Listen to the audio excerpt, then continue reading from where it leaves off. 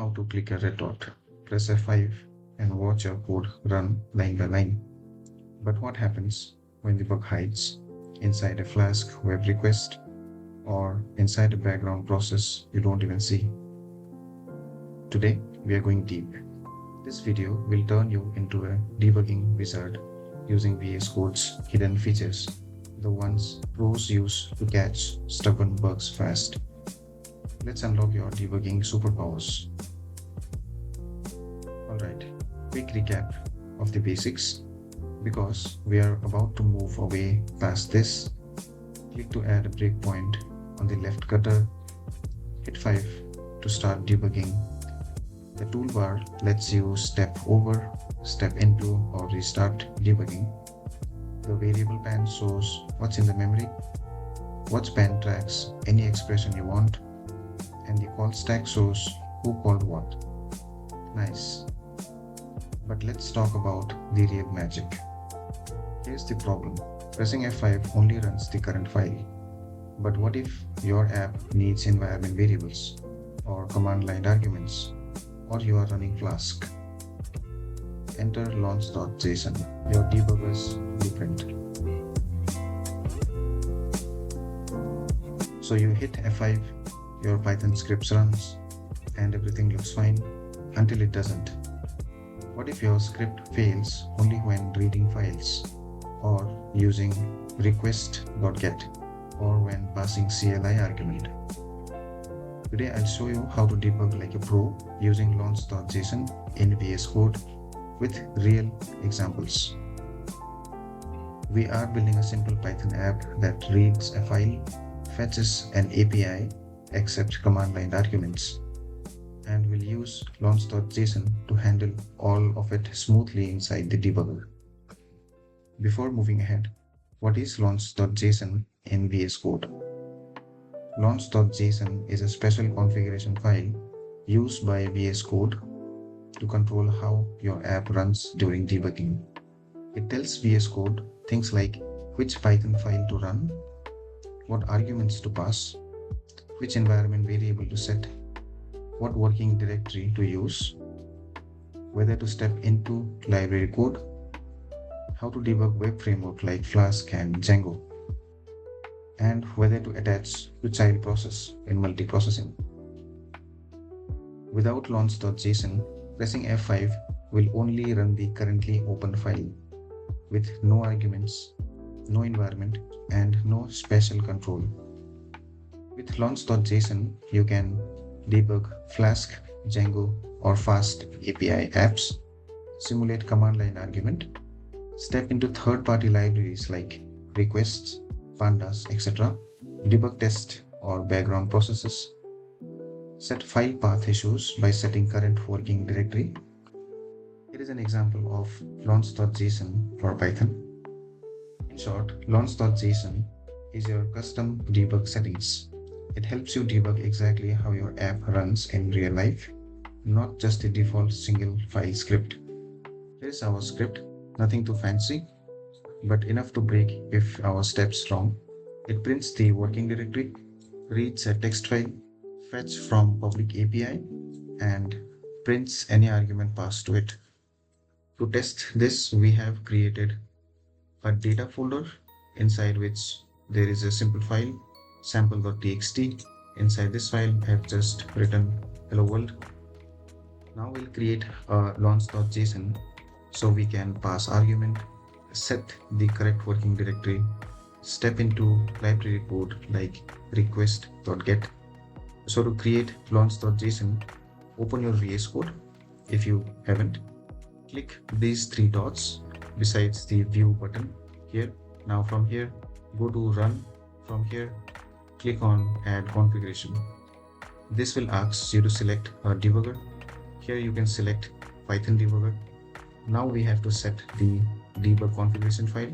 In this case, we have to select Python file, debug the current active file. So click on the first option, Python files. There it is. So VS Code automatically creates this launch.json file. We are going to change the configuration parameters. Alright, so here is our configuration file. Now here, the program name tells VS Code which file to run. In this case, we are running example.py. ARGS parameter simulate CLI inputs. CWD fixes file path issues. justMyCode equals to false, or justMyCode and then false lets us step into libraries. Alright, save this file, you can close it. Now, once you have created a launch.json file, VS Code will automatically create a VS Code .vs Code folder. Inside this folder, you can see your launch.json file. Let's debug. First, we add a breakpoint where we read the file here, then one inside fetch data inside this. So let's do that. I'll just bring this down. I'll add a breakpoint on this line number 5 here, and a breakpoint inside this function read file. Now hit F5, or you can also click here, run start debugging. Okay, so the processing is stopped in the first breakpoint here, and these are our pans. So first is our variable pan. Inside this, we will see local and global variables. We have a watch pan. Here we can create a variable or an expression to watch for, and we have the call stack. We'll click on step over. Now we are going to call the fetch data. Inside fetch data, we are calling a public API, okay, and we are printing the title from that fetch data. Let's go inside this function, step into. Notice how we can step into request.get and see what's going on inside. So we are inside the get function, right, which is kind of library, super helpful for debugging third-party issues. So as you can see, we are passing the URL from our example.py inside the get function, and the values we can see here. What is the parameter we are sending? In this case, the API. Now if I click on step over, it should come back here into our program, and we can see the get response, right? And we can see the response which is fetched from this API inside this value, this variable. So this variable will have all the values which is being fetched from the get from this API, right? Let's continue. F5. Alright, so we have come out of the debugging session. Here is our output. Let me debug one more time. You can also add watch expression like this. os.path.exist, and I'm sending the path variable, which is this, and click enter. This is going to return true or false. If the file exists or if the path exists, I'm going to get true. If not, this is going to get me false. Let's add one more watch point, or let's check the value inside path variable. So this is the value in the path variable. Even we can change the value of a variable like this. So if I want to change the file name to something else, let's say dummy.txt, press enter. So the value got changed. Now if you see the first watch point, this is saying false because this file does not exist, right? Let me change it to this sample.txt. Now this is saying true, right? This is great for testing what if scenario without restarting your app. Try this on your own project.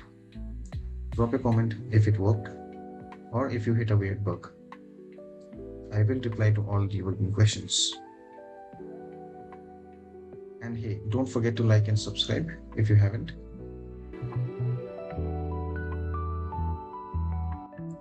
Let's level up our breakpoints. You don't need to pause every time. Try a conditional breakpoint. Only stop when, for example, I equals to 9 in your loop. Use Logpoints to log variable without stopping the code.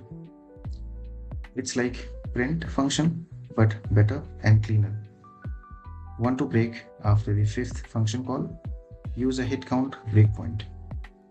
Chasing an index error? Break on exceptions, even if they're inside try catch block.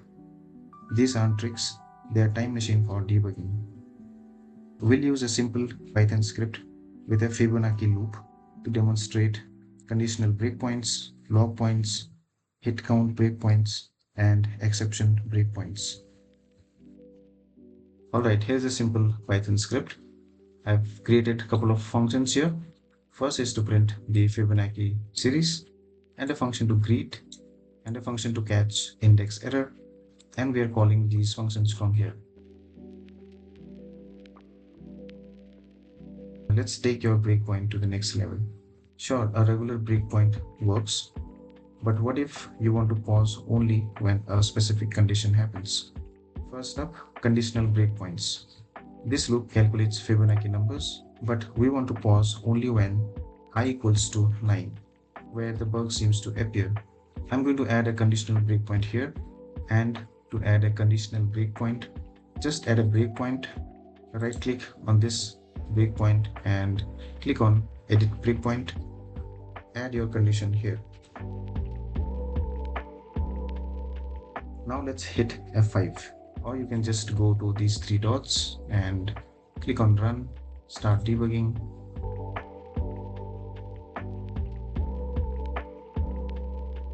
Okay, let me remove this watch points. Yeah, VS Code skips all other loop runs and stop exactly where the problem is. So the value of I is 9, right? This, and our breakpoint has stopped exactly at this point when the value of I is 9. So this is how we can add a conditional breakpoint. I'll just click on continue. Next up, let's talk about log points. These are like print functions, but better because they don't interrupt your code. Let's add a log point at this position. So we'll convert this to a log point. Just right click at line 5, click on add log point, and write your message like this. Here I'm just setting it these values. Okay, I equals to whatever the value in I, A whatever the value in A, and B the value of B at this position, right? That's it. Now just go to your run and then start debugging. Alright, so this output should automatically run on debug console, right? If you're not seeing anything under debug console, then what we have to do is edit our launch.json file. So this console parameter, we have to change this value, right? Integrated terminal. Instead of this, we have to add internal console, right? Save it, close this. Let me add a log point one more time. So right click, add log point. I'll just paste a message. That's it. Now click on run, start debugging. So you should see the result in the debug console, right? So instead of pausing, this logs the value in the debug console without stopping the app. It's cleaner, faster to trace long loops or live values because we can see all the iteration and all the results, right? Hit count breakpoint. Now let's say you call a function 10 times but only want to pause on the 5th. That's where a hit count breakpoint comes in. So I'm going to add a hit count breakpoint at this line. Just add a breakpoint here, right click, edit breakpoint, and select hit count. And I'll say equals to 5. That's it. Now you need to press enter so that this expression get accepted. Now just run the code. and see how it was exactly on the fifth greeting. And finally, let's break on exceptions, even if they're caught. We've got a classic index error inside a try catch block in this part. Normally, the debugger skips this, but we want to catch it. To add an exception breakpoint, open Breakpoints panel or expand your Breakpoints panel, this one, and click on the raise exception checkbox.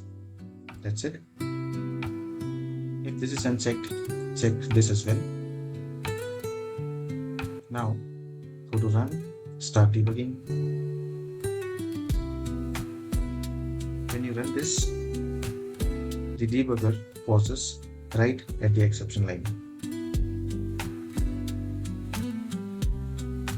Right here, inside this method, right? This is a library method. Now let's click on step over. This is perfect when your app swallows error silently and you want to find out what's exactly going on. Let's recap the breakpoint arsenals. Conditional breakpoints pause only when it matters. Logpoints clean, non-blocking tracing. Hitpoint pauses after end runs. Exception breakpoints catches hidden errors. These aren't just tricks, they are time machine for debugging. Which one are you trying first? Conditional, Logpoints? Drop it in the comment below. Ever wished you could just look inside your variable while debugging or change them live without restarting the program? I'll show you how to watch, modify, and explore any variable in real time, even inside a complex class object. Here I've created another file, user_debug.py, and created a class in this file, user. I'm creating a couple of users list and calling the promote method for each user. Let's say you have a couple of users and you only care about the ones whose status is pending, the first user and the third user. In the watch panel,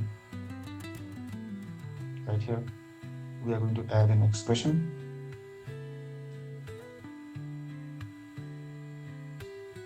This, right, for now it is not available, but that's fine. Let's add a breakpoint at this position, and I'll just go to run and then start debugging. So our program has paused at this position. Now let's add an expression in the watch pan, and we only care about the one whose status is pending. What this is doing is this particular expression is just bringing all the users whose status is pending. Now if I want to see all the active users, I can just edit this without stopping the program, and it will give me the active users. Alright, now let's go inside the promote method. I'll just click on step over and go inside or step into. So the first user is in promote method. Now if I check the variable inside this, we have status equal to active because this is set to active. Now if you want to change it, you can just right click and set value or type a different value.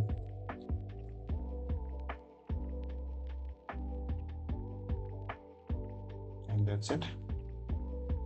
Now, what if you want to inspect everything inside a class object in debug console?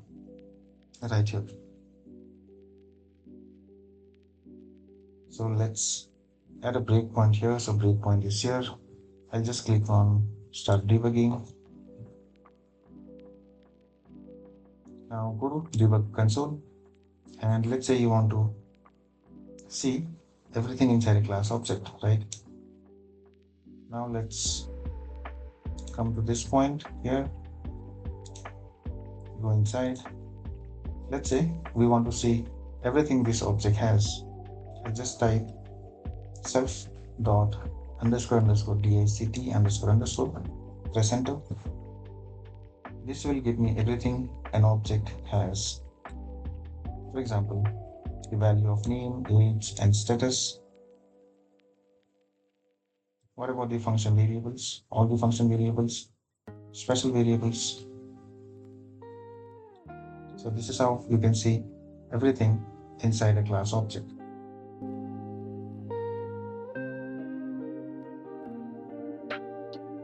So what did we unlock? Live expression in words, modify variable in debug console, instant edit with set value, full introspect with self dot underscore underscore dict underscore underscore. This is next level debugging. You are not just chasing bugs, you are exploring your program's soul.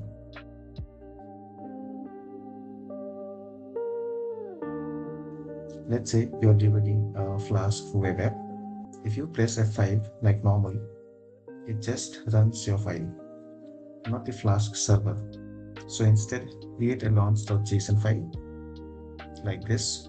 I've created this file, this config file, to test a Flask app and created a simple Flask application, imported Flask, and this is just going to say from Flask this message, and I'm calling a debug method. So I'm going to add a breakpoint here, and let's see.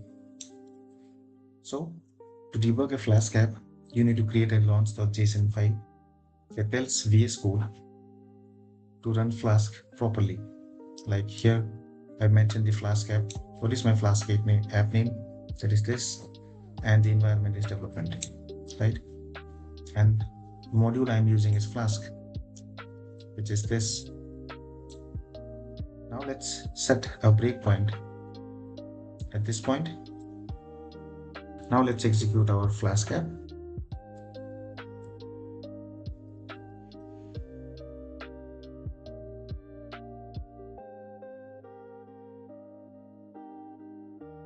We are debugging. Using multiprocessing in your code, most people don't realize VS Code does not track child processes by default. But if you add subprocess true to your launch.json like this, VS Code will follow into every new process you create. And now we can debug concurrent code like a pro. Let me add a breakpoint at this position, and I'll go to run and start debugging. I'll just close this. Yes, fine.